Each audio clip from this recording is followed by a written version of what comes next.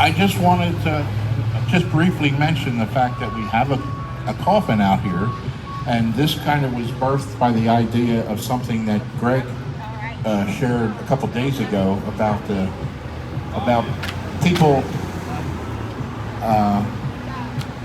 being. Actually, I should let Greg talk about the coffin. So Greg's going to talk about the coffin, but I did wanted to point out the fact that we're all here not celebrating the death of this guy, but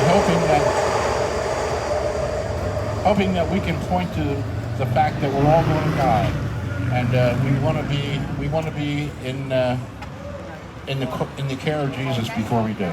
Okay, choose life instead of death.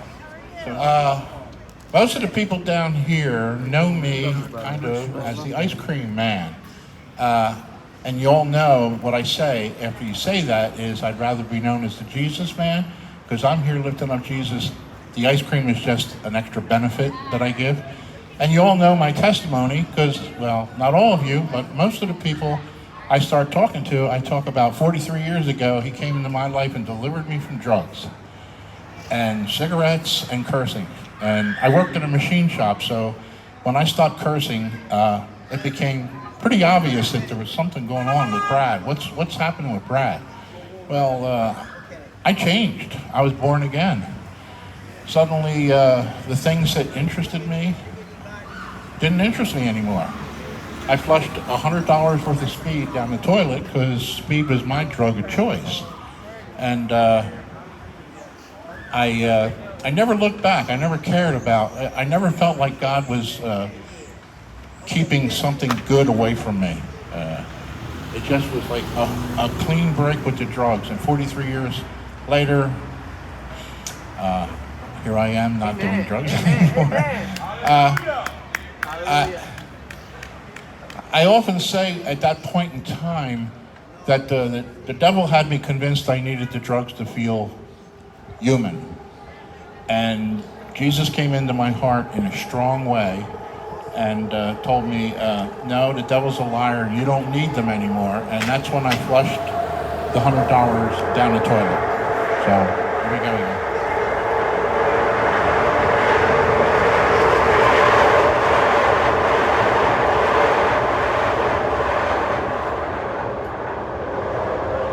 But the one thing I really always want to include in this whole story is, yeah, I got clean, but I also got an eternal destiny in heaven, and that's more important than the clean.